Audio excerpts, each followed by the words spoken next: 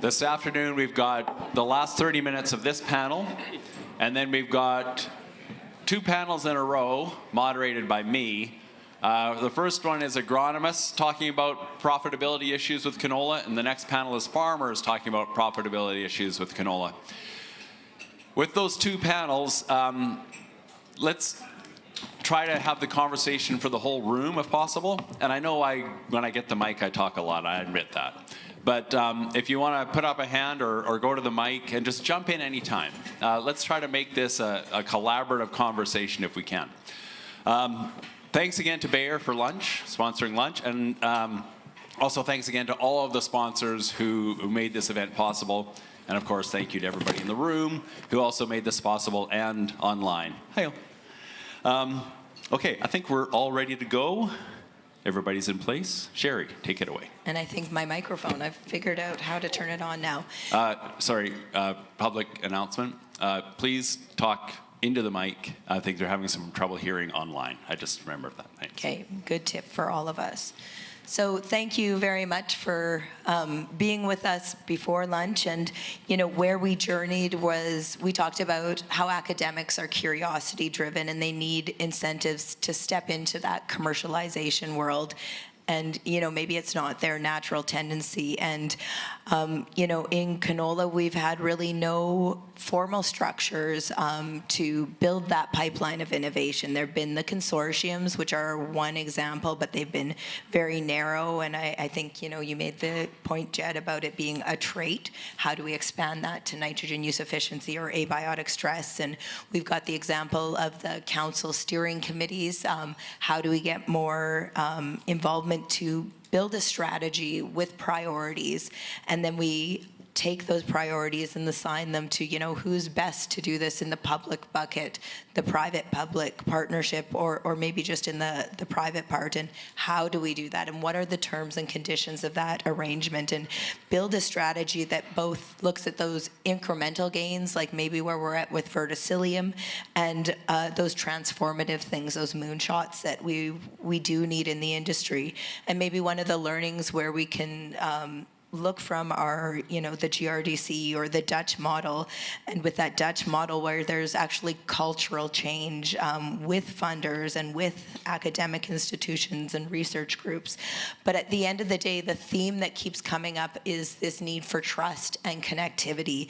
And how do we expand that circle of trust? So I'd like to just go through all of the panelists here and give them, the chance to have that one point that is the big take-home message. And what do you want people to leave here with, and how do we start thinking towards building a system where there is that innovation pipeline? And I will start with you, Dave.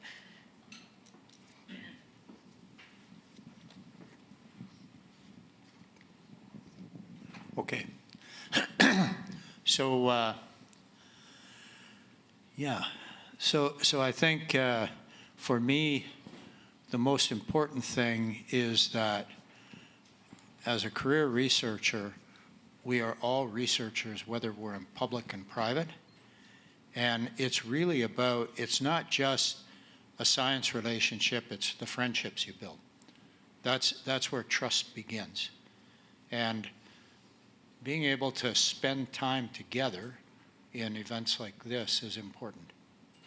Because a conversation happens, it's one of many. You park some stuff away in the corner of your aging brain, if you're me, and then a month later or 2 months later, something triggers a memory.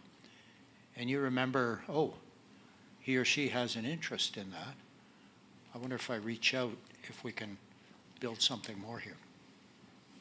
So, that's one point. And then I think the other point is, if the consortium model is the right model, and it sounds like it's one that everybody, we have experience with, and it's the best starting point, then how can we, if you like, build a better mousetrap here?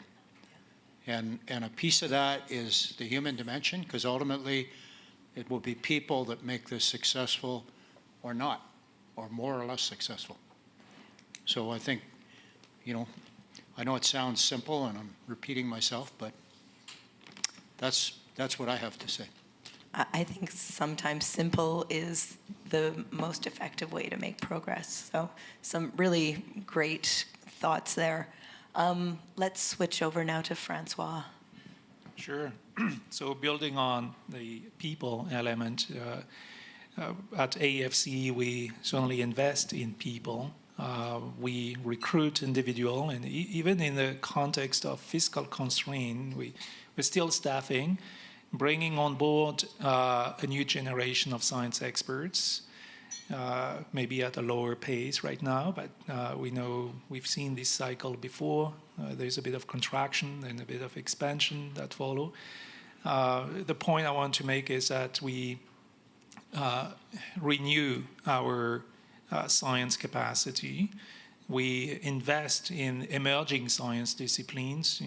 Comes to mind nanotechnology, more data science experts recognizing the significance of the technology generating volume of data and knowing how to handle such a large volume of data, extract new insight from it, recombine different sets of data. So there's a science discipline in itself around that, and we heard about gene editing. So there are a number of technologies that require science experts. So we're building this capacity, which give us, especially thinking at Canola research here in Saskatchewan at AFC, but also including NRC and university, there is a hub, there is a critical mass of expertise, and it's leveraged to tackle some complex metabolic processes. I think we harvest maybe some easier traits, and today we see our science experts looking at traits that are regulated by multiple minor genes, but also they are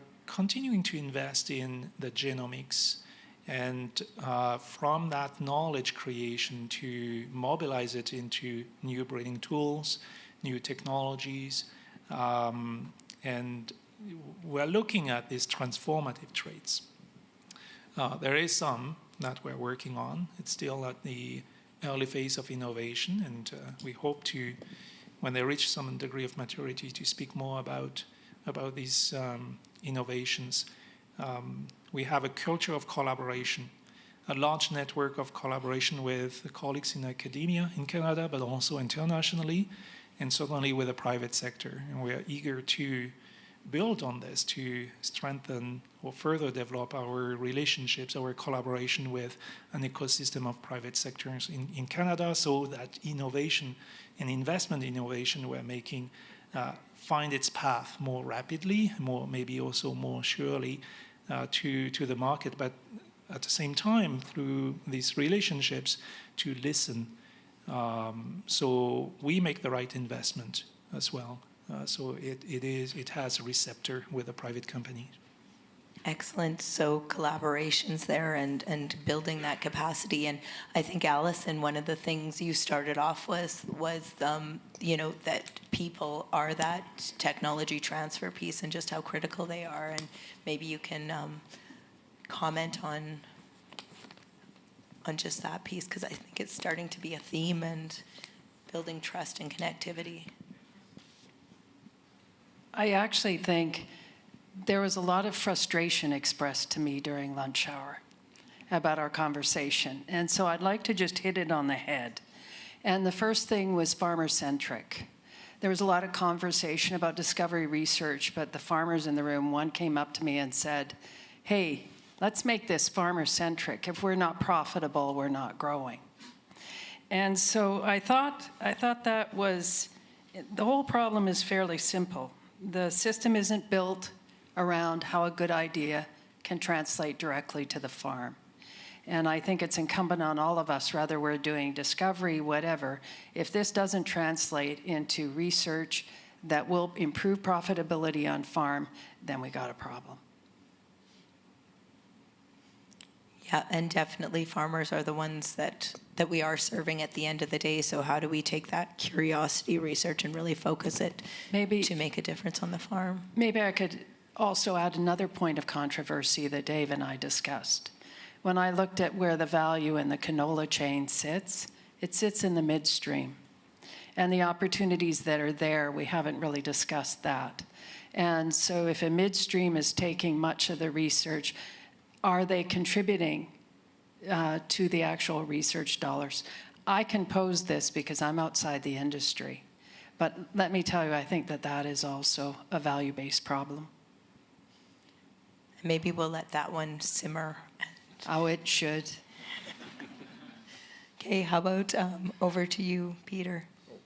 I'm going to take this a slightly different way. I mean, trust and collaboration, for what purpose? I mean, it's nice to have, but you need a story. You need a goal in mind that will justify the energies and the efforts to generate trust, because that takes a lot of effort, and to construct collaborations. And so I guess my pitch would be, we need to raise the ambition. The one message that sort of struck me out of this morning's presentation from Richard is that slow but inexorable decline in research, not because you're doing less research, you're just not keeping up with your market. You've gone from 2.5% of your gross value added in research to 0.5%, and your competitors are outpacing you there.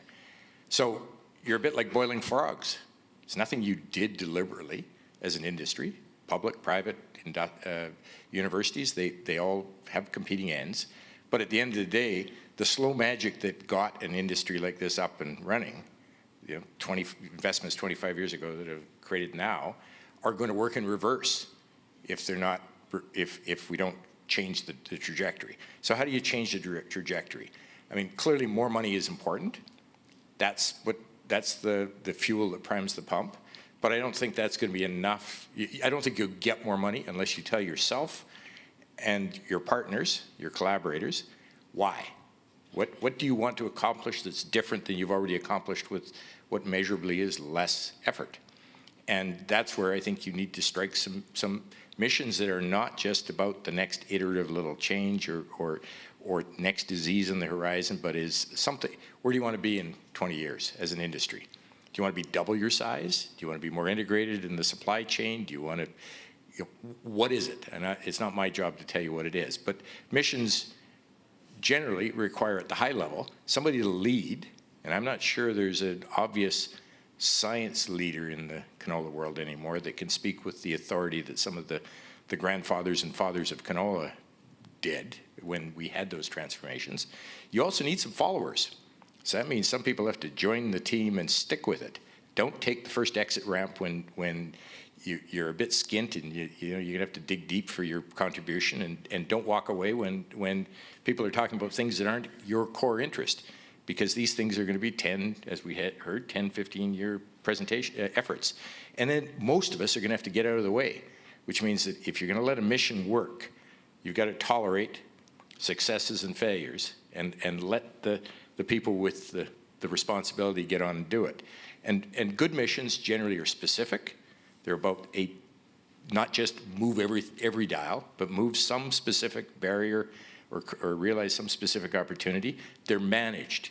So it's not just spend the money out and report back in 3 years what you're doing. You want measurable milestones in terms of research, and they're user-driven. There is a user in the network, in the mission, that says, if you produce that, I'll be the first user. And most of those technologies that we've talked about and alluded to over the last while that drove canola to where it is today, there was a prime user at the interface of the mission. Now, that's fairly generic. What's a first step? Reestablish some kind of a research community that's more than a bunch of people that report annually to each other in a public venue. If I go back and think about those transformative spaces that led to where you are now, those were small groups of people who got together on a routine basis, and I call them the open kimono routine. They'd come in and say, they wouldn't be totally honest about exactly what they were doing, but they mostly would say, this is what I can't figure out. I got a problem. And sharing their ignorance sometimes led to the new missions and the new goals. But that requires some trust. It doesn't happen overnight. Those communities that I can find in the background, those tight networks of researchers and industrialists and public sector scientists, were mostly led by somebody who had equity in the game. They were actually not just an organizer. They weren't the communications person, the ADM, the CEO. They were the lead scientist who had the mandate to deliver something for their organization. We're missing that. So I think we have to start with some more ambition and objectives, but we need to get down to the brass tacks of actually doing some things differently. And that will build a different culture and a different set of opportunities. Great, thank you. And Jed? Yeah, a lot of really good comments here. Kind of summarizing and wrapping up, one of my colleagues, Lauren Benoit, just finished a Nuffield Scholarship where she was focused on private partnership interactions. And one of the things that she highlights, well, a lot of the things that she talked about were part of the discussion earlier, but one of the things that I want to highlight here is the importance of networks. And I think it touches on a lot of what's been said here. And networks not just in connecting researchers across private or public institutions, but networks that also engage the farmer groups, the farmers that drive the decision about the orientation and the direction of the research, networks that include agronomists and extension people to help deliver that research once it's actually developed onto the farm and help implement it, whether that's through a product or just best management practices or so on. But another key thing, and it did come up a little bit before too, is some of the knowledge transfer. A big part of the relationship between private and public research institutions is the people, is the trust that we build through personal relationships and meetings like this, but also, I forget who said it earlier about the human capital. And so we've had some very successful collaborations that have been started because we hired in a student from a lab that built that connection with us, that suggested work that they've been doing, and that is one way that also that we absorb new knowledge, new techniques.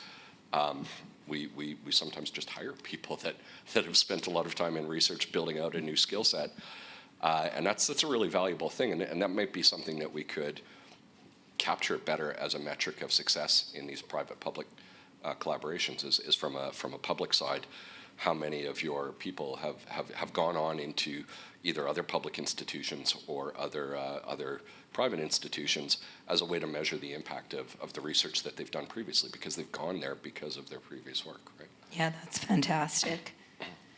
So I want to just make one comment before we open it to questions, and kind of going back to where some of the previous comments have gone, is the need for more money.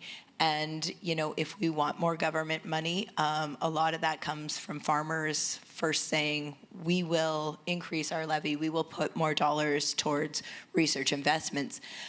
But farmers need good projects to invest in that will make a difference on the farm. When we review funding proposals and there is a clear benefit to the farm, those ones are the easy ones to fund.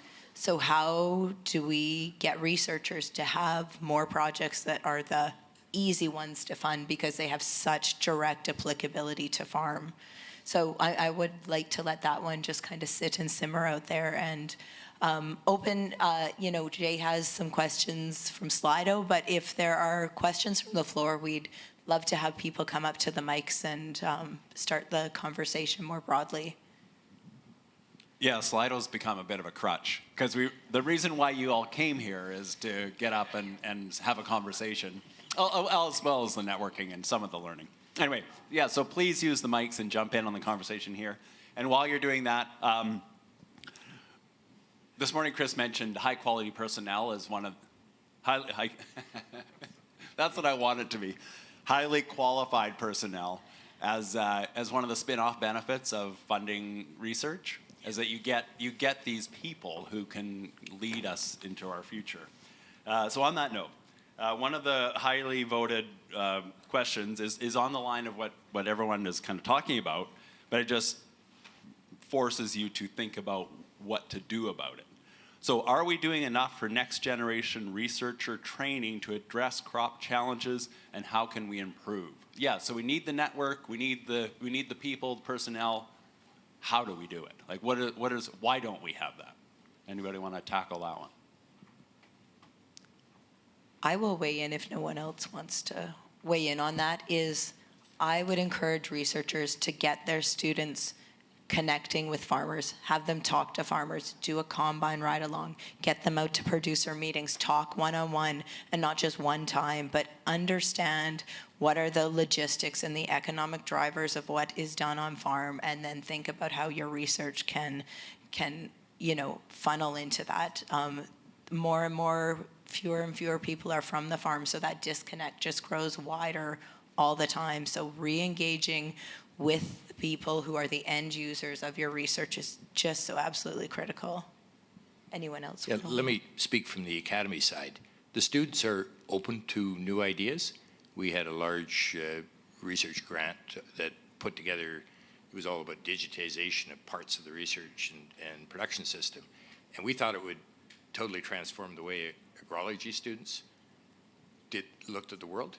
What it really did is brought in 200 computer scientists who never had anything to apply their tools to, and they got really excited, and many of them went on and created startups that some farmers are now using. So that's one way you can do it, is help us find topics like that where we can get non-traditional scientists involved. The other one that it's just a challenge. I've been a beneficiary and user of the MyTax program. This is the only province in Canada that doesn't use all its MyTax. They're free graduate students. How could you not use them, even on a farming stead where you could bring them into place? I have people coming from Ontario who use me as the proxy because they ran out 2 weeks into the program. Here they're trying to give the money away and nobody will take it. So that says, no, we're not doing enough. There's not enough ambition out there of users, firms, government labs, not-for-profit, all the commodity groups. They could all have a MyTax person in their place. Somebody would bring new skills. Don't always go for farm kids. You want non-farm kids because you need more skilled labor, and they'll bring new skills into your area. Anybody else want to talk? Maybe another comment. Agriculture and Agri-Food Canada, in partnership with the university, do train a lot of students, undergrad and graduate students, a few postdocs. I think what we offer, which is more common today, is this work in interdisciplinary environment. And so there may be the sense that we have fewer students today than there was in the past. That's a possibility. I don't know if there is really data to make such a comment. But what I'm seeing is the students have more opportunity to explore different and develop experience in multiple science disciplines. And for me, it prepares them differently today to the future work relative to me being a student 3 decades ago. So I think the environment has changed. The opportunity for the students have changed. I took time to respond to this question because I'm a bit puzzled with the question. What I'm seeing is different. Maybe there's things I'm not seeing. So I welcome the question certainly. But I just talked over lunch with an individual who is applying for a job at AFC, and she was describing the different science expertise and experience she has built over the past 10 years. And clearly, interdisciplinary. So I think this is where there is some strength in the HQP. All right, I have another one. Evan asks, how can we start the process of getting agricultural research unified and pulling in the same direction? And Francois, is that another stumper for you?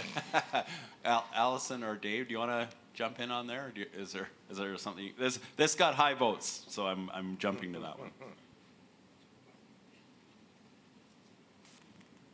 I just don't know how to respond to that.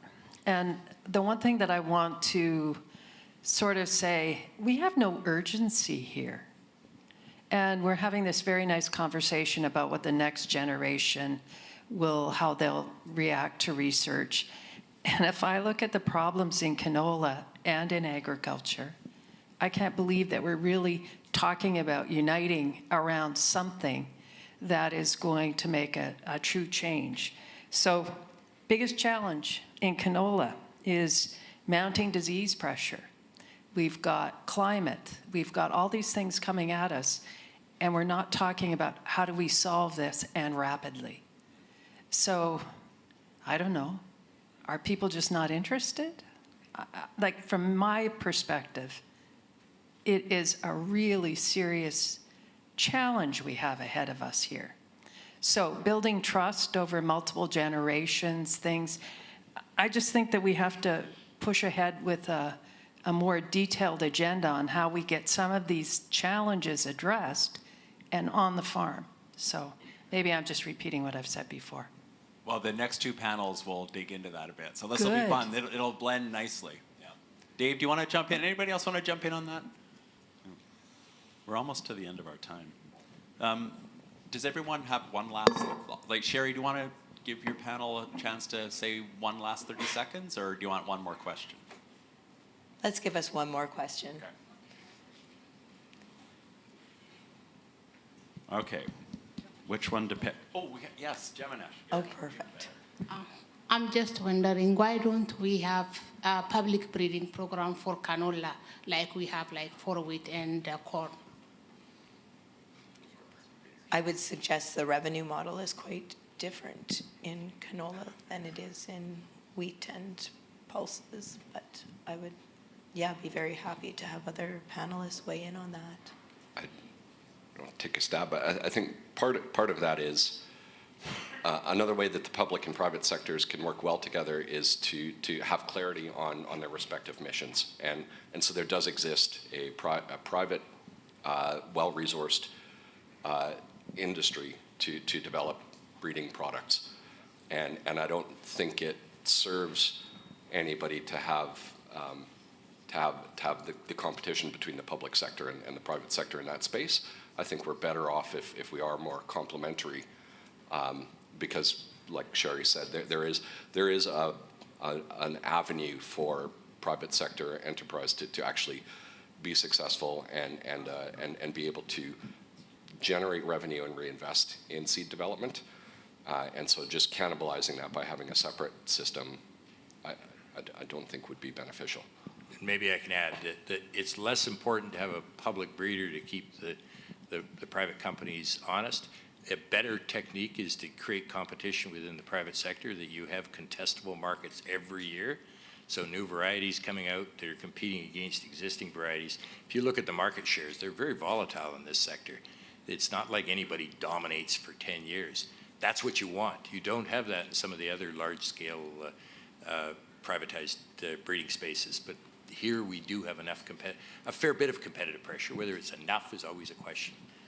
And I think there is that space for the public in the pre-breeding, so not as a competition to the private breeding, but to feed into, and I think that's where the model is a little rough and where we can build a strategy to improve that. So I think our timer is telling us one last minute. Is there any burning things that the panelists want to make sure gets said here on the main stage to continue conversation going forward? I have one comment that I meant to make earlier, and it came back to me. I spent my whole career in the private sector. And so I remember a few years ago, I was talking to a friend who's not in ag at all, and I was explaining the way the industry is structured, and he said, well, why do you need public researchers when you got private companies that do all these things? They got all the bells and whistles. So I'm just going to state, I'll throw it out there, and it could be a topic for later, but we do need public research in the canola industry. I'm absolutely convinced. Can it take a little different form? Have we got everything optimized? No, but we absolutely need public research. Period. Full stop. Private companies do not do everything. That's one reason. But the other important reason is that everything is constantly evolving. And so there, the things that, if you like, will be picked up first by public sector scientists and maybe carried before they're important to the private sector, they're continuously changing. And so, there's a whole lot of reasons if you want to have a discussion on that, but the point is we do need both in this industry. And yes, the delivery of products on the farmers' fields is 100% private. Actually, that's a nice clean model. But we need public research, and we need sustained investment in the public research. And yes, we can better define the roles of public and private and how we can work together as one ecosystem, but we need public research in this industry.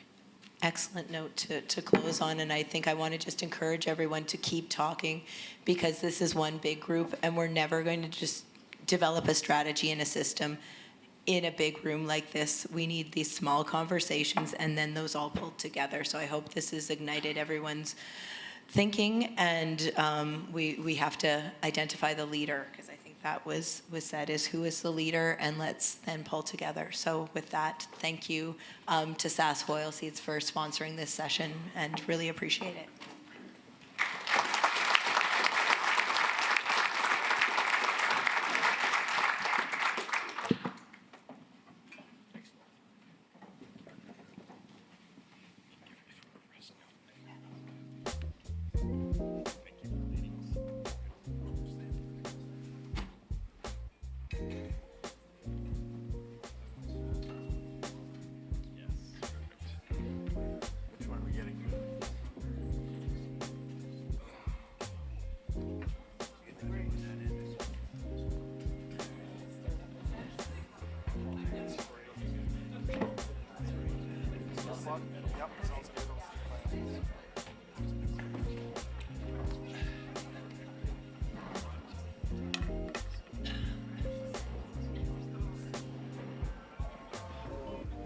All right, here we go.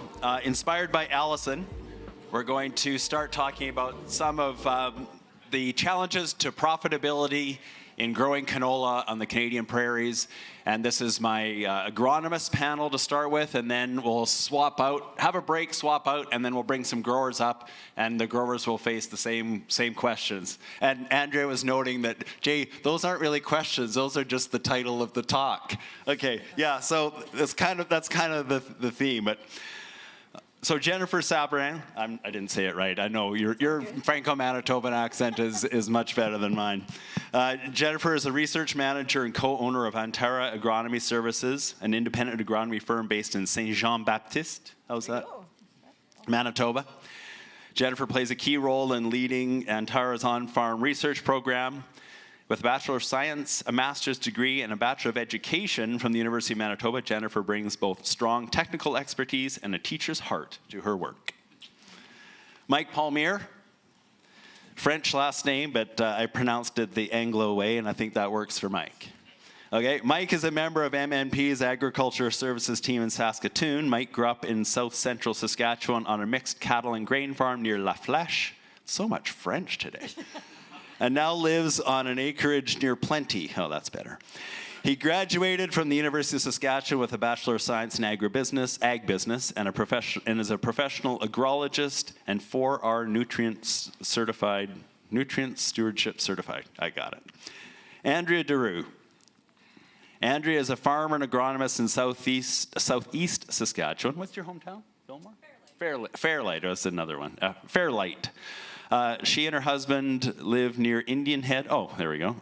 Fairlight, I guess, is near Indian Head. And they welcomed their daughter Sawyer to the world this past year. Currently, Andrea provides crop planning, data management, and field-scale research services to farms and organizations in the province. And Andrea Lacoursière, if you were here yesterday, you met Andre.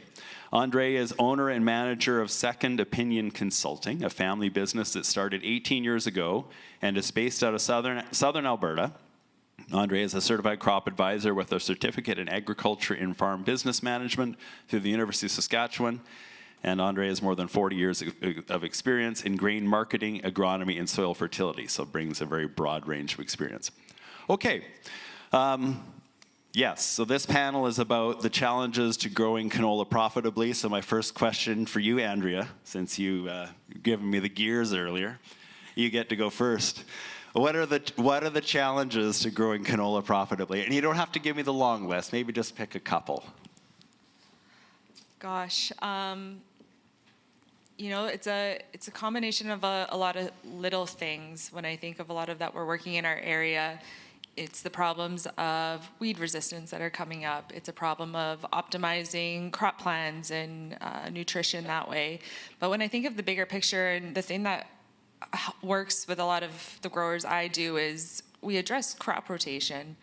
And the answer has really been to, no one throw stuff at me, but grow a little less canola and getting those acres out of the cereal canola that we're still stuck in a lot of areas on a lot of farms. And when we've been adding, whether it's in a pulse or different cereals or flax in some cases, your herbicides are getting rotated. You're doing things a little bit differently. And there is certainly a logistical challenge, and logistics trumps agronomy in a lot of cases.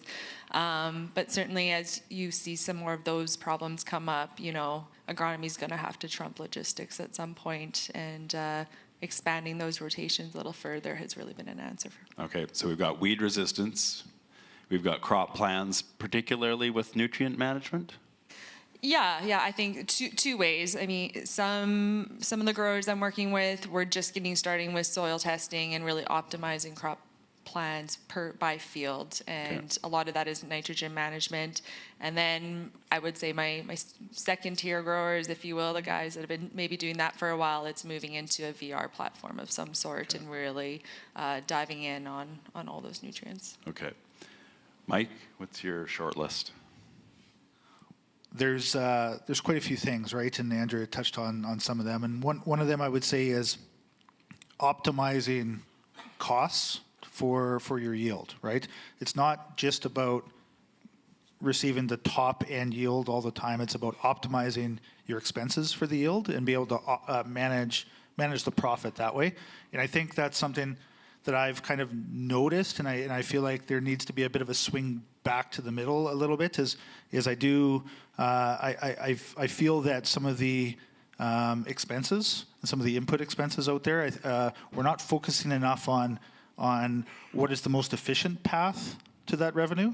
We're thinking about just basically trying to bludgeon it with fertility, as an example, and to be able to focus on that and get some numbers in those instances to understand what is the most efficient path to that profit, I think is a real opportunity and that we need to explore, and some are out there. You know, Andrea touched base on the weed resistance. That's a huge issue, which anybody who was here yesterday would have seen that panel that we need to understand. And talking about that rotation, I'm kind of just almost repeating her. It's been really enlightening to me. So I'm in West Central Saskatchewan, where we don't have the heaviest canola rotation, but it's seeing some operations, you know, farther north where it's more of a canola wheat rotation. I'm finding that spread between a wheat yield and a canola yield is starting to widen, which tells me that we've got some underlying issues with some disease that I think we have to be really careful with here, because I feel like canola is falling behind on a yield to yield basis between canola and wheat, and that's something that we have to explore, because that gap I feel like is very much widening right now. Yeah, I was going to ask you which one was on the lower end of that gap, and it's canola. So in our area, generally, I would see that wheat, or hard red spring wheat, would yield canola on a bushel per bushel basis by about 30%. But I'm seeing on some farms in the northern area where we're starting to see 50 to 60% gaps, which I don't think long-term makes any sense. It tells you that there's a gap in the process. Yeah, okay, right on. Thanks, Mike. Jennifer? Are you on? Here, take this one. Okay, so I'm based in Saint Jean-Baptiste, Manitoba, so southern Manitoba, right along the Red River. We do have the heat units where we are able to plant a lot of our canola. So I'm not sure if that's something very common for the rest of my panelists here, but that was a way that farmers in our area were able to cut costs, because planting canola, you can cut your seeding rate by half.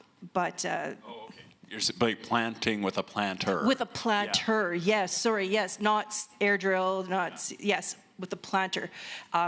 Love it, absolutely, it's beautiful. We can talk about that on another time. But my point is, though, is that now we have canola on wider rows. Wider rows they don't close the canopy quite as quick. And as mentioned, resistant weeds have like really moved in. So we're right along the Red River. You know, Mother Nature, she'll rear her ugly head every so many years. And also let's take a look at the migratory birds. Like those patterns, they follow the river. So in our area, we are dealing with water hemp. It is here. I know it's, scary. A lot of you probably in this room haven't had to deal with it yet. It's our reality. And it is not fun. It's extremely resistant to, we're not spraying our way out of it. And so that's something that we have to take a look at. And we also have a lot of crops other than canola that we use a planter, right, row crops. So we have to take a look at that. So when we're looking at profitability and canola, it actually takes a lot of manpower to grow those bushels. I mean, I'll say it. I'm probably going to get booed off of here, but you guys all know it. It's like a diva crop. It wants to kill itself for the first 30 days that you put that seed in the ground, right? It takes a lot of manpower, a lot of hours just to keep, those, get it to germinate, get that seedling up and out. So we have the flea beetles, we have cold soil. Sometimes it's too much moisture. Sorry, Andre. That we're dealing with too much water. And then, we have to just keep too much water. It's a thing. It really is.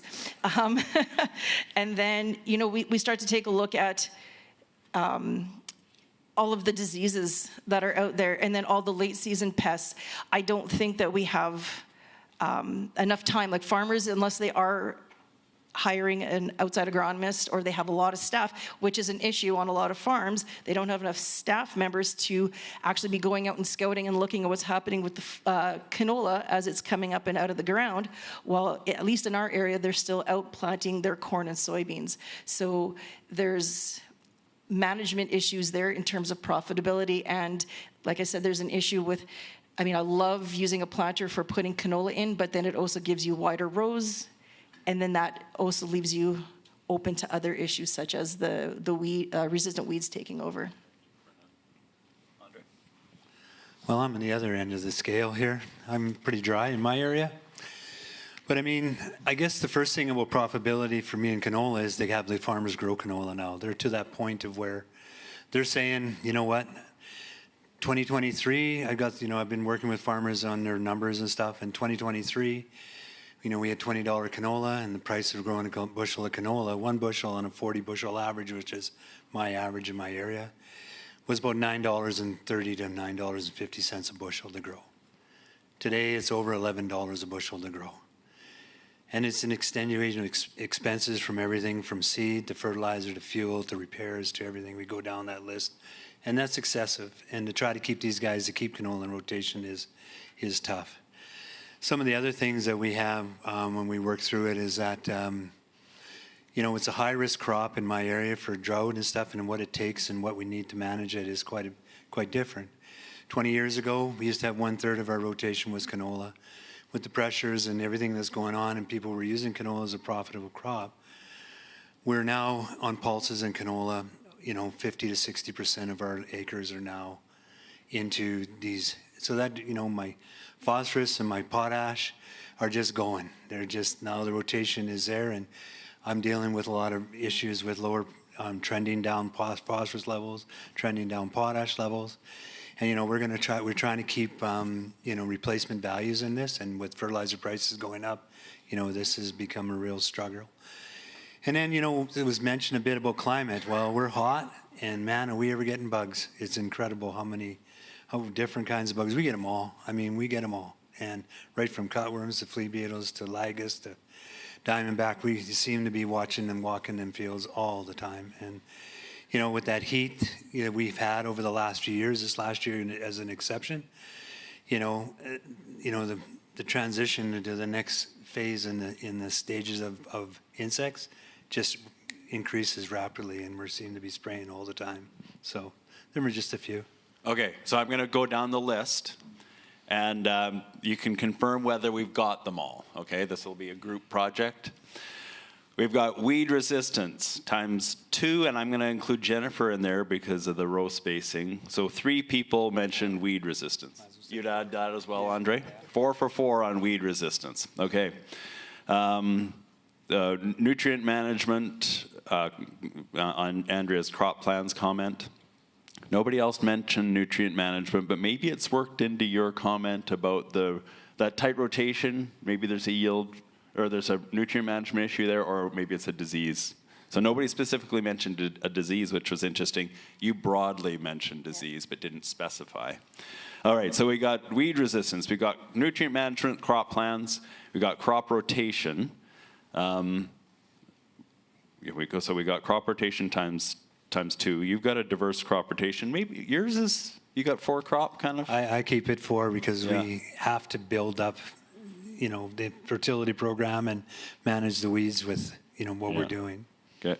And I don't know, so is crop rotation, a broader crop rotation, would we put that in our top 5 profitability issues?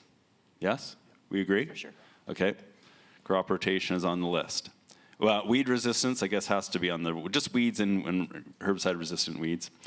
All right, rotation, yes. I'm going to come back to the planter in a sec. You said the diva crop. So how do we break that down into an action item? Is there something that we need to think about agronomically or research-wise? What would be your priorities there?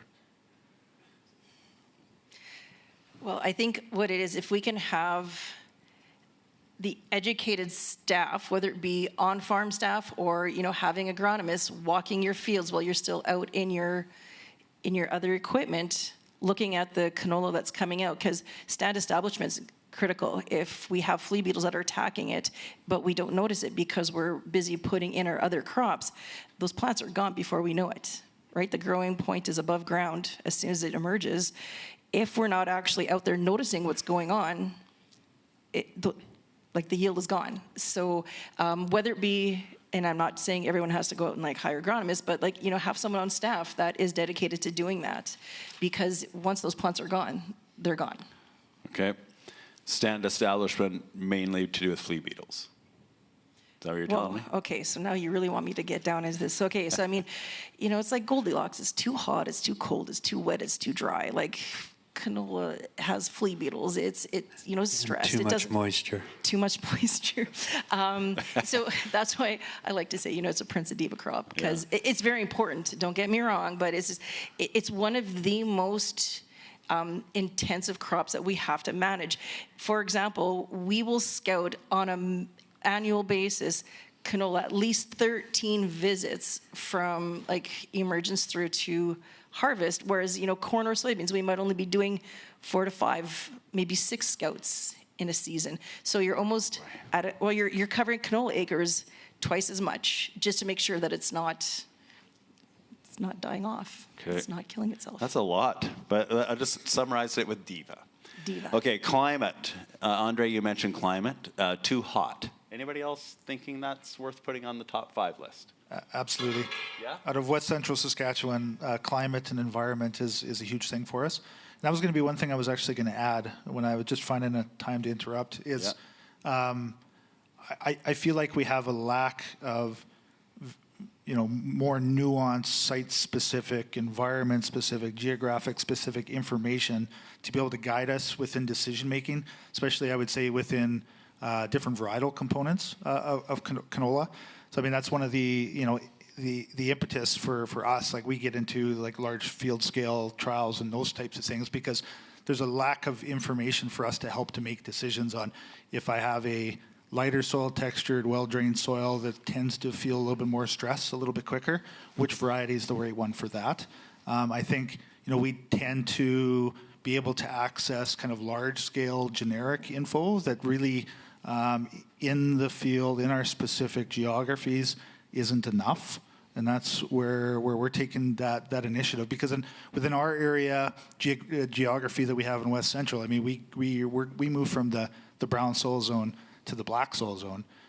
In our hot summers that we tend to get, which wasn't this year, I mean, we will see a 7-degree difference in temperature from north to south within our area. And so we see these wild swings in how varieties handle that, that you would never be able to find within the data and the literature that we receive. Okay, well, I like that. All right, we're getting closer, and we're going to get to a point here. Just don't worry.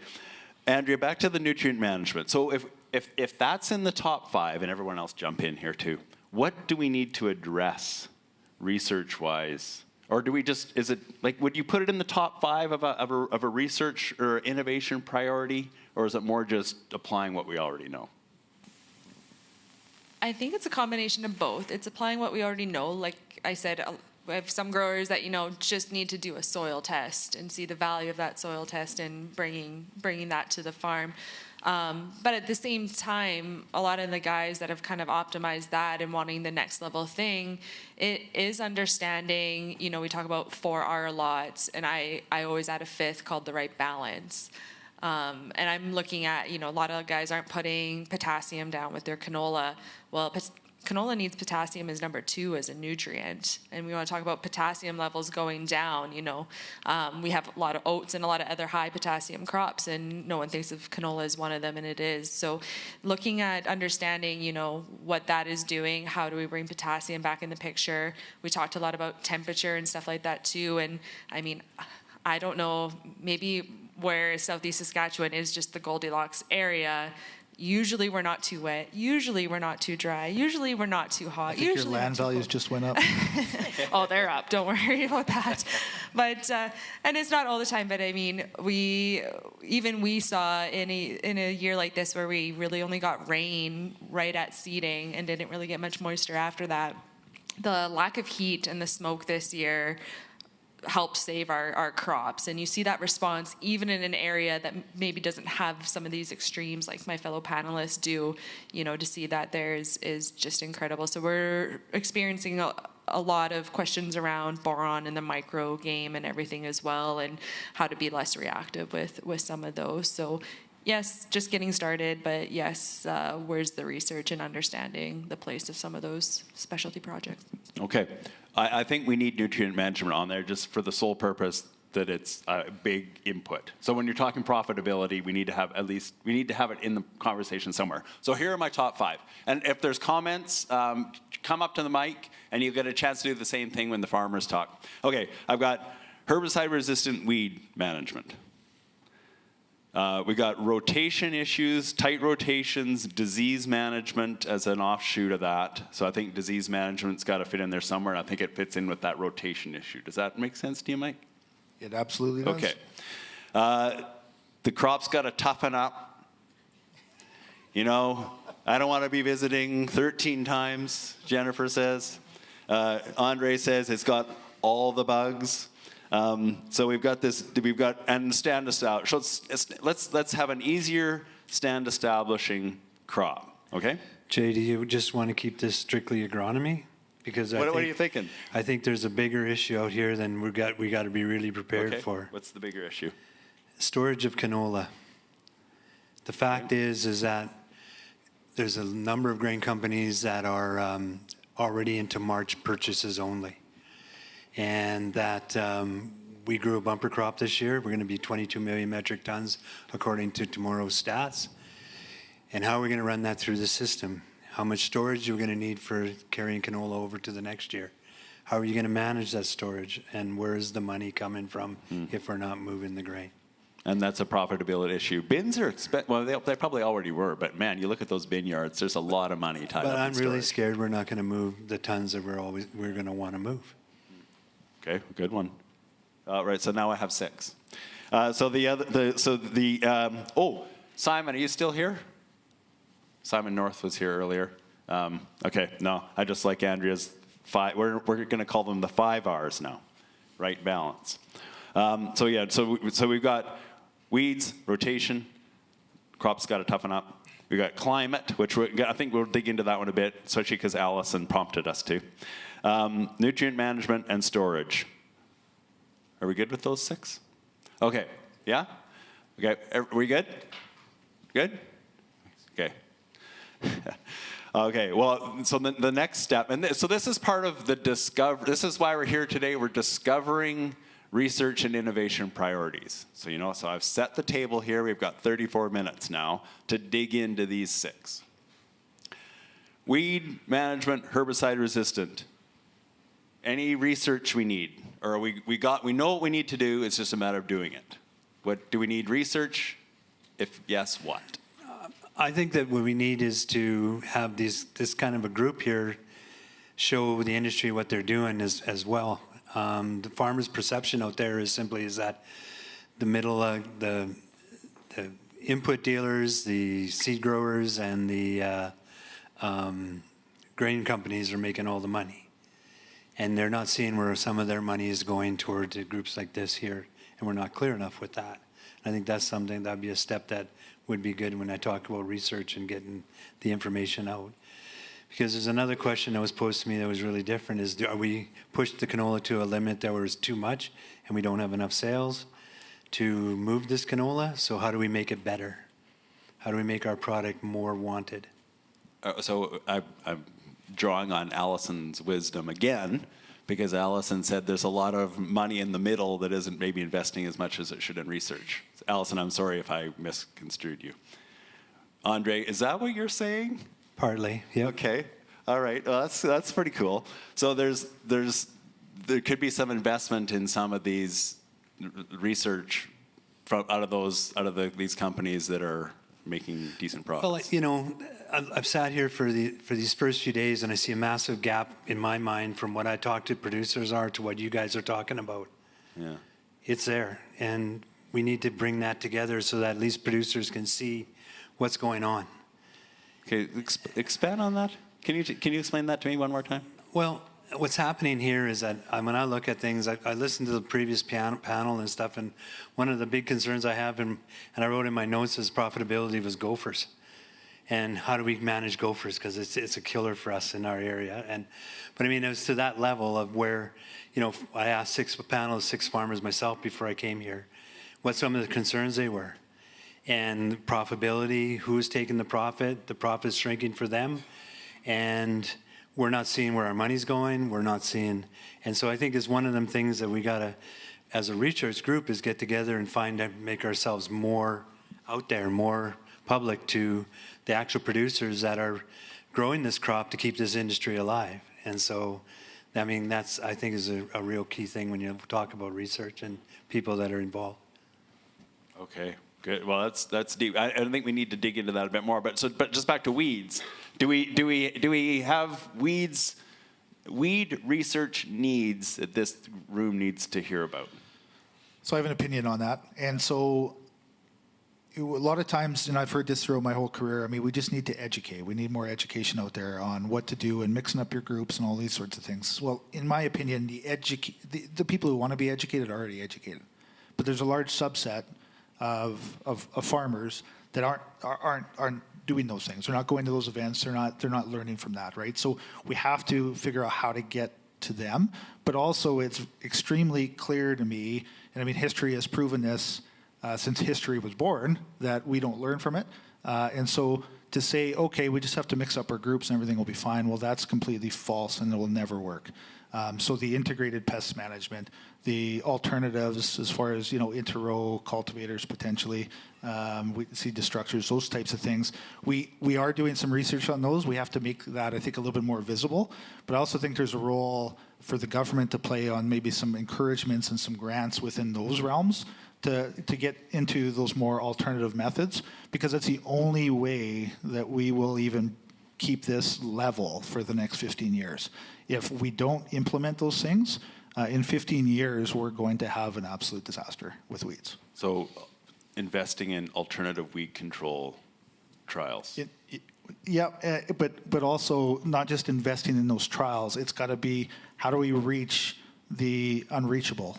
And how do we encourage farmers to invest in those technologies? Because if you purchase a seed destructor, you're not just spending $130,000 on a piece of equipment to put on the back of your combine. You're also losing hydraulic power and capacity and all of those types of things. So how do we integrate that to the best as we can and make that a viable option to get into, right? Okay. I want to move on from weeds, but you have a comment, Jen? I was just going to say. I got one too. Yeah, go ahead. I was just going to say, we're not going to spray our way out of this. Like, there is no, and I love our farmers that we work with, and they're like, we're going to go and we're going to pull all the water hemp out. I'm like, sure. Look, I'm bringing all my kids, and I'm going to have unlimited ice cream and Pepsi and everything else at, in coolers on the edge of the field. And they're all wearing rubber boots. Yeah, okay. And they're like, we got it all, got 95%. 2 weeks later, I'm like, Okay, so we're not spraying our way out of it. We can't even rogue our way out of it. And like my husband, Bernal, he was just at Agritechnica at the beginning of the month. And what he came back with is like super interesting is that a lot of robotics, the different types of like weed, not even just like weed destructors, but like just different types of mechanical weeding. I think we're going back to something like that because there's no weed out there that I know of that is resistant to either iron or like a little zap or a flamethrower or anything that just nukes the growing point. Yeah, it sounds expensive, but losing your acres to these weeds is also extremely expensive. Like, you can lose the farm to water hemp. It's a very true reality. Again, we're dealing with it, not you guys as of yet, but kochia. You guys all are familiar with kochia too, and I mean, we see everything coming up like from the south and from like the states. In the states, like they're using Liberty like they used to use Roundup. So we really can't use Roundup because everything's Group 2 resistant or Group 9. Sorry. So now what are we doing here? Like now they're turning on Liberty.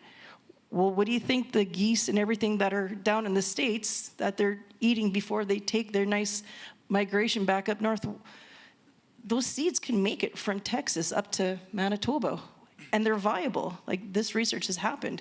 So that's how it's happening, and like with floods. So we're not spraying our way out of it. So I'm not. You say what, the flood? The flood. Do you know what a flood? I thought that it's was like excess water. Oh, I thought it was what the flood was like. That's 1 inch the family, in Vulcan. That's 1 inch in Vulcan. Okay. Yeah. All right, Mike, you have another thought on weeds? I was just going to take 30 seconds to add some levity to this conversation because you have issues with too wet and water hemp. Andre has issues with too dry, wind that brings basically every single bug to his area. I have issues with environment, and Andrea's area is perfect. So just saying. Everyone go to Andrea's area to farm. There's another thing we have to be concerned about with, when it comes down to all these environmental issues and stuff that we've got, is, the products we're out there, we have to be extra careful with residual and how it can hurt us and how long does it stay in the soil. And, we have to have, I think, believe more research in some of the stacking that might be starting to happen because, canola is a small seed and it doesn't take much to be done. So there's some of the other things when we talk about why we don't want to just get caught up in spraying our way out of it because there's other issues coming behind as well. I don't want to dwell on this, but Mike, you talked about the farmers who aren't sort of keeping up. Now, is there a neighborly effect from that, or does it really matter? And I guess if it does matter, do we need to go to some sort of certification for weed management application? Well, the last thing I want to do is suggest regulations for farmers because then I lose my business. So I'm not going to go there at all. But I just think we have to think differently, and to say to continue to educate, and that's what we need, I think is false. As far as that goes, the neighborly effect, there is an effect there, and it will depend on the seed dispersal mechanisms of that weed, right? In our area, kochia is a number one. You can do the best job that you possibly can. If there's an issue across the way, it's now your problem, especially if it's to the west, right? So, I'd add, Jay, is just on some of this neighborly effect stuff is, I think about extension in Canada and what's happened to those networks over the years. And I got to go down in Denver with this extension group for US, Canada, and Mexico, and to see how their extension networks work and how vast they are and robust they are, and how we have just seen that disappear in Canada. And your independent agronomists are now your extension specialists, and we can't be out in the field and doing everything we do and trying to find the education and the right things for that. I think of the herbicide resistant for our area in that our RM offices have stepped up a little bit for stuff that are in the ditches and things like that, and trying to manage those relationships. But even they aren't the experts and able to access those resources. So I don't know what we have to do to bring extension back, or, you know, if there's a gap, someone's got to fill it eventually. Who's it going to be? But a lot of that for some of these problems and individual stuff too needs to come up again. CJ, I think, you know, there's something on there, and I think we do it to a different extent or a different degree, is that we teach young agronomists how to run a business. Give them the basics on how to be an entrepreneur, give them the basics to how they can start their business and how they can be more out there for the producers, so that we can work with them and help them, you know, educate with some of these other people as we go along. That's good stuff. I want to skip to climate, because I feel like, you know, the heat on the flowers is actually a big deal. Maybe not so much this year because it was cooler, but and then the hot starts, just the poor plant establishment giving, I mean, you're maybe too wet sometimes, but what climate, like in terms of canola as a crop that isn't so diva-ish, are there climate research needs? Are there like genetics within the crop? What would be our climate-related priorities? Anything we can ask our genetics people, private and public, to think about?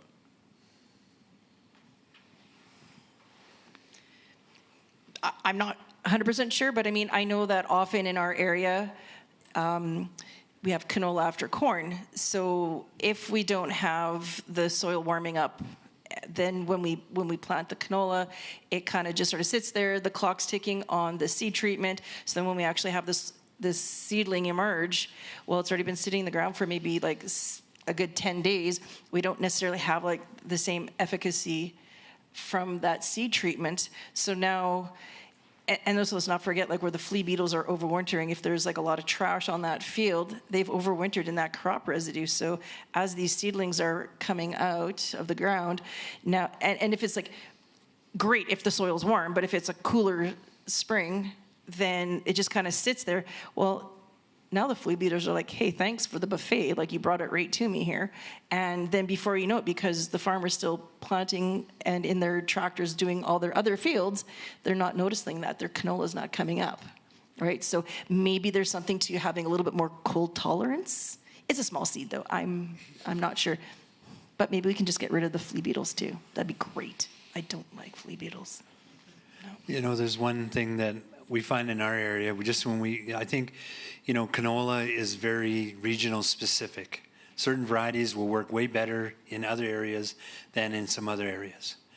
And we move varieties out too quickly at times. Sometimes we got this good variety and we're managing it, and guys like it because, you know, it seems to have that little more tolerant to drought, would flower a little bit earlier, you know, and we can get back through some of them hot times, but then we seem to have to move the canola varieties out. And I think some of that's coming down so fast, so quick, that, you know, I don't think we have to move them out as quick as, you know, as what we do, because we're still maximizing what we can in our area already, pretty much. But on an aside, I mean, that's part of the issue too, is, you know, I agree with you at times, but there's a lot of money lost in hanging on to varieties too long too. Yeah. Like it's all a balance. And the real underlying issue of that is it takes us 2 or 3 years to figure out what a variety does and where it excels and where it doesn't, because we don't have great information to start with. We're learning from scratch, right? I've basically learned within this game that I don't honestly believe a whole lot of what anybody says until I try it. And so, and that's just the honest truth. And so we are very risk averse with a brand new variety in that first year. We have to see it, because I've seen way too many problems where a variety is not conducive to an environment and nobody realizes it until we have a problem. I'm gonna take this a slightly different direction and slightly controversial potentially, because, you know, there was some news this summer about some new Brassica Jansea varieties that are getting released in the States that have better heat tolerance and are able to handle those stresses a little bit more. And so I thought that was very interesting news, because it'll be released in the next 2 to 3 years, I believe.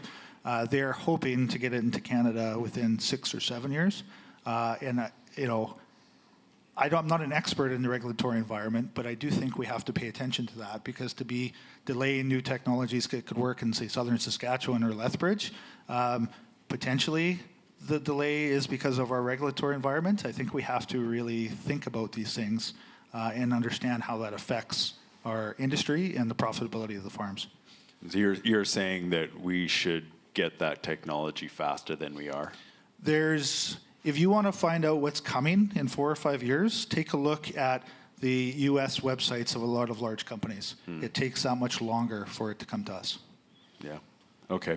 Well, and you also mentioned, Mike, lack of information to help with decision making on climate resilience, and you were talking about cultivars in particular. What's the solution there? I think, it's a very nuanced question.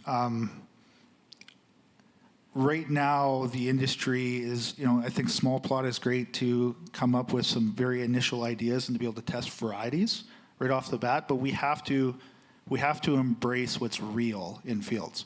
Larger scale trials. We need to seek out variability, not avoid it. Those things are what's real. When we're doing canola variety trials, the vast majority of the industry wants the most even field you can find. And that's not necessarily real. It is in a few spots, right, where it's maybe too wet and you got bug issues. I mean, Andrea's, yeah. But we have to understand what's actually real out there and be able to test for that and provide that information and be very transparent. It's in everyone's best interest because every variety has strengths to hide the weaknesses, and how do we best do that? If I could add on trust came to mind when you were talking about that. Trust with the. Well, I think it's a good education on doing big field plots before things come out. I mean, we educate the farmers to do better job with their plots and work. As in our company, we sit down and we work with 7 farmers, and we bring out plots and we flag them and tag them and follow through with them and make sure they follow through. And it's really interesting what you can find from, like Mike's saying. He's definitely bang on. He is bang on for us to understand and learn things. Yeah, and I think on-farm research is just really taken off. And if you as a farm don't have a budget for some of that on-farm research now, you need to almost create one and start doing stuff. And that's the best way that you can learn. And even we in Indian Head, where the land is absolutely flat and perfect, that's where you go buy your field farm. Our little curling club, we did a canola variety trial where we had over 32 varieties from all the companies: Straight Cut, Swathing, Roundup Ready, Liberty Link, and I went out of the Indian Head flat area. We went over to Sinaloa and did those trials because we wanted the growers that were asking for this and helping support our club wanted to see the ones that we're going to do in the field. We used their field equipment. It was a 80-foot drill. The sprayer went out, the combine went out, and everything, one strip up and down, and all the variability. And they felt of more value to them than some of the variety little plots that they've seen. What would you recommend farmers do then when it comes to trying new cultivars? And Andrea, everybody can jump in. Try a new one every year that's very different from your usual, or form a community trialing system. I don't know. These are good ideas. The community trial thing has taken off in a lot of areas now, based on what we had done. So, but if you can find something that's local like that, that's awesome. What I'd recommend, guys, is to pick one variety and, they have their main variety or 2, let's say, pick one that they think is up and coming and that's recommended fit for their farm, and then put a couple of strips throughout the field and all of that. Whenever the tank runs out, put that new one in, do your up and back, and then keep going. Everyone can jump in. Yeah, no, I think that's great. That's what we do. We start with 1 or 2, well, mostly 2. And then we eliminate one the second year. We take the first one. But we do it with several farmers. And I think, with your community there. So this farmer will try this one, and this farmer will try this one if they're in that area. If somebody's on the other side, this one will try this one try. And then we get together, we have a really good meal with them, and everyone makes a mini presentation of what they saw. And then the questions are open, and it's all kept inclusive. Everybody knows it's confidential. Confidential in what way? in that group. We keep it within the Okay, group. within- Yeah. Yeah, so if you're in the group, you get all the info, but you're not necessarily going to be sharing it. Well, I mean, Farm-wide. we ask the questions, where did we go from here? And, and a lot of times these guys will get their neighbor to come and talk to them and say, what did you do there? What did you learn? But I think for the initial start of a lot of this stuff, because some of the products we're trying are not just seed, we're trying other things. And, so that's how we approach it. But as our company, we go to them and we'll say, okay, we're going to have somebody on the combine to grab a sample. We're going to put the flags up. And we're going to, help you go through it. We'll scout it. And then a lot of some of these products we soil test them separate. We soil test the plots separate as well with different products that we use. I like it. Jennifer, you got a Well, thought? that's exactly it. I mean, our group, we've already managed over 400 field scale, scientifically replicated trials. That's exactly what we do. But we have a group already that is in. It's confidential, you won't find the results online, but to what Mike said, we have to have data, local data. You have to compare your apples to apples. What works for us in the valley doesn't work, out in Alberta or in Saskatchewan. So we are trying all sorts of different things, but you have to have, I adore the knowledge that is occurring at, the academia level, the greenhouse, small plot. There is a need for that, but then it has, in my opinion, it has to come through, us, where we, not just us, but where, a trialing system, field scale trials, where you can then see how your thoughts and your hypotheses in the greenhouse or the lab actually play out. And does it make sense? Because again, we're talking about profitability here. It's not just what are new things that we can throw at the crop. Does it actually make sense? Is it costing us more? And are we is it actually penciling out? We have to keep that in the back of our mind. Are we making more money with what we're doing? Okay, is there one thing you've learned with all those 400 fields and all that cooperation that is going, what's the number one diva-proofing, you're never going to live that word down. What's the number one diva-proofing step that you now recommend to all of your clients as a result of that work?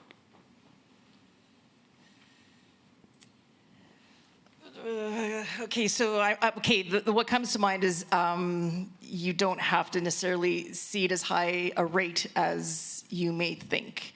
Yes, we are going for that 5 to 8 plants per square foot, but you don't, and using a planter can help us achieve that. But canola is pretty elastic, and we've seen it do really well in, yes, maybe more ideal conditions. But after all those trials, and say being like I said, the diva crap, I think it can do a lot more with less.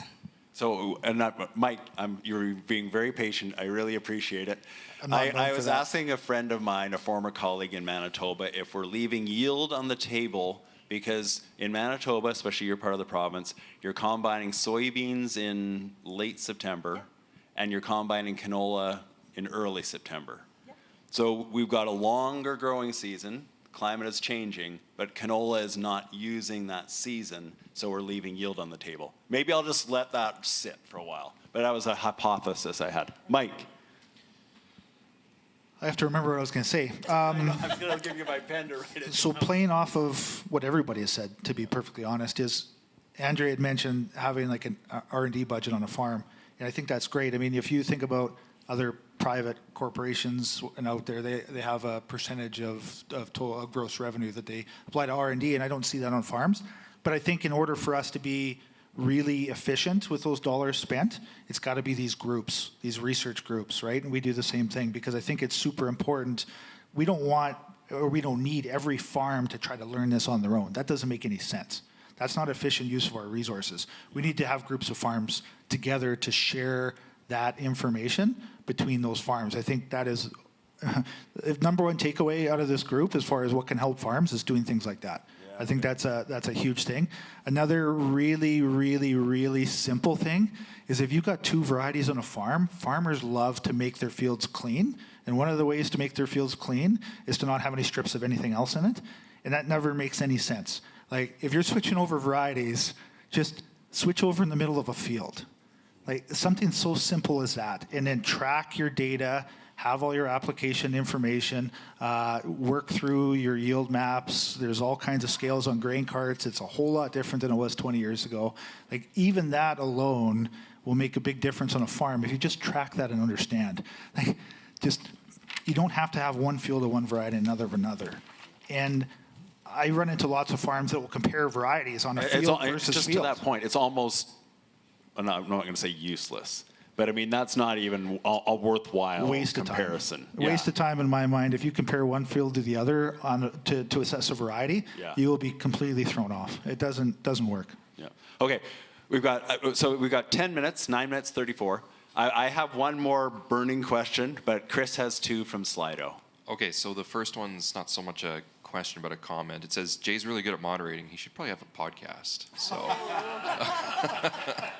he'll need us to back him up. Yeah. Okay, but there was a lot of great questions, but one that's kind of keeping on the similar lane that you guys have been talking about in terms of the field trial testing is, with these trials, what statistical standard are you assessing the trials against to know if the results are due to variability in chance or treatment? So kind of to your answer, 2 fields is not statistically significant. Yeah, so I mean, with us, we run statistics on all of these trials. They're all replicated. You know, we use confidence interval of 90%, but we also move it from 90 to 80 because I find, and I guess my hypothesis is the larger scale your trial is and the more acres that you have, that 90% confidence interval gets really tough, I find, to hit. So I think we want to have a few different kind of scales with that, but we definitely use statistics to analyze the results. I'll add that, we do the same thing, replicated, and I'll even test at a 95% confidence level just to see, if something sticks at a 95 confidence level, we almost as a farm adopt it and move on. But like as Mike said, 90% can be hard to hit, so dropping it to 80, and then we decide even whether do we keep testing the hypothesis that we're testing. Like Mike, we also run at the 90% confidence level, but if we notice a trend, so we replicate 6 times because, we could have weather, insect, whatever kind of issues. I might be losing a rep because, some might drown out because of a ditch or something like that. So I have to pull those reps, right, Andre? So anyway, but if I see a trend, and so say I have the same results from 4 or 5 of the reps, I will very clearly say that I have removed this particular rep from the data set, rerun the stats just to see if we are then hitting that confidence level. Because if you're seeing a trend in 4 or 5 of the reps, I think there's something there, even though that 5th or 6th rep might be throwing things off a little bit. But then we're very clear. We are not cherry picking. We're not selling anything. So we just want to know what is the best practices for our farmers. So that's what we do. We're very clear, but we will rerun stats and also always show all the results from all 6 and then state very clearly that we have removed a rep because you can make stats look how you want them to. Yeah, and we do also run numbers, but I mean, one of the biggest things that my takeaway is that my company is called Second Opinion for a reason. The first opinion is the farmer. And, some of the things that they pick up that I might not pick up that they will find is, trashability of a canola, one variety versus another, and how they find efficiencies themselves in their fuel and different things like that. And so, I can add to the numbers to that, but it's also the add-ons. And, I think what I find mostly with the farmers is that they're grateful that we took the time to do that and they get to see it. And so it puts them on a different level. Chris? Jay, go to your burning question. If we have time, we can go to another one. Well, I want to pivot a little bit because we've got this brain trust up here. And this is a day about innovation, discovery, pushing boundaries. Is there something that you've seen, heard about, dreamed about that will improve profitability? Yeah, it's something we maybe haven't tried enough. Like a moonshot was used earlier today. Is there something we need to try in the world of canola that isn't normal practice, but you think could make a difference? Maybe it's something Brunel saw at Agritechnica. Maybe it's something that you've seen in other crops or in other countries. What is our agronomy? What is our canola profitability moonshot?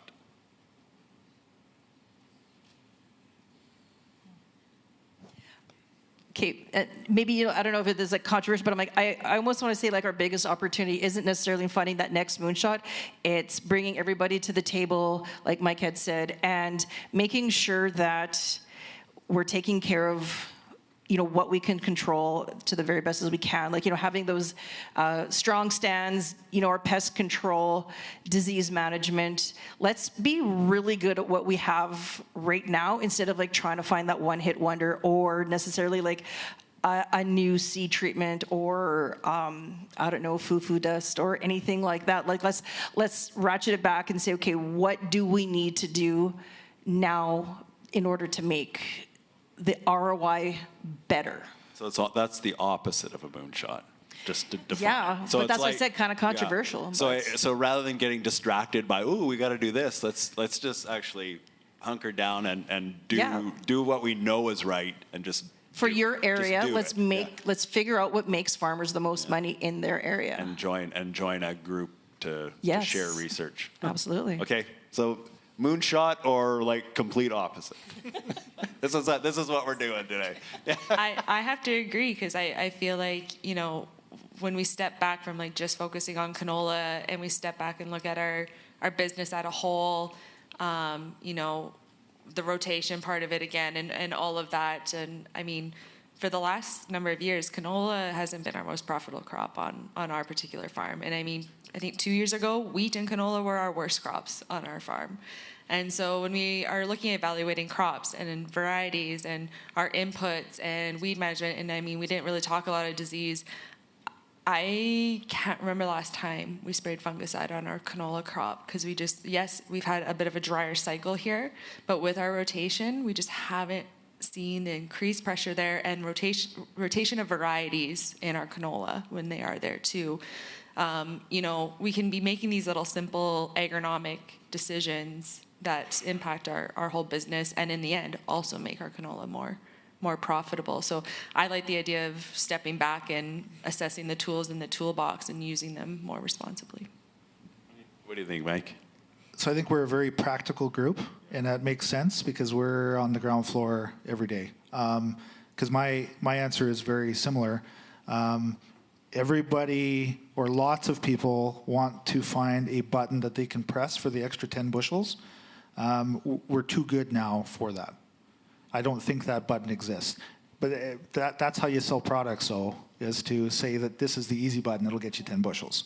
But when we're doing trials, we're not looking for that because it's not there if we're doing a good job. We're looking for the $20, $30, $50 an acre of additional profit margin, and that is by optimizing varieties, understanding what your nutrient use efficiency is throughout the landscape because it changes throughout a field, right? Water is a driving factor. How do we utilize water the most efficiently that we possibly can? What are the strengths of canola varieties and what are their weaknesses? Because we want to mask the weaknesses. Those are the things that year over year over year will add to 2, 3, 4 bushels here or there while not increasing costs. And that's what personally I'm looking for because I think that's what we have to look for. If we're going for moonshots all the time, then I think we're missing the small incremental improvements that we need to find year after year to get better. Andre, I'm coming to you. Just wait, but Mike. Andre, I'm coming to you. So we got a minute. I just wanted to say something because it reminded me. Speaking of Australia, so they're growing more wheat on less water, and they're focused on the agronomy, the yield per millimeter of rain. And I'm excited about talking more about that and figuring out how to talk about that. And so it kind of levels the playing field. So whether you've got too much rain or not enough, and so how do we use that calculus to dig deeper into agronomy? So maybe that's my moonshot. Let's just say that. Andre, last word to you. Well, I think, this industry's got to understand how grounded the farmers are. We're always saying we want to look for new moonshot stuff, but we get inundated with so many, the latest, greatest seed, the latest, greatest treatment, the latest, greatest new fertilizers and things like that. And it takes time for, as a good manager, these farmers are working with, with us, and they're showing us a lot of things in how we can manage our way through it And we are looking for them little things that help us manage better, work better, and we know there's changes coming along when it comes down to the future, when it comes down to looking at how we're going to do fertility, how we're going to do, different seed, and how we do our rotations, because it's always an ever-changing industry. But we got to be grateful that the farmers are as grounded as they are, and we're just helping them bring out the best of what they can be. And I think that's something that this industry should really take a good look at, because we are researchers. We always are trying things, and we're putting our money up. The farmers are putting their money up to try a lot of these things that you guys have come in and work on and bring through, and we try to bring so it can be a successful industry. So, What a great way to end. Thanks, Andre. Thanks to all four of you. Fantastic conversation. We're doing this all again in half an hour with 4 farmers, so we'll see how different it is. And so I'm quite looking forward to that as well. But anyway, thanks to all 4 of you. Great work.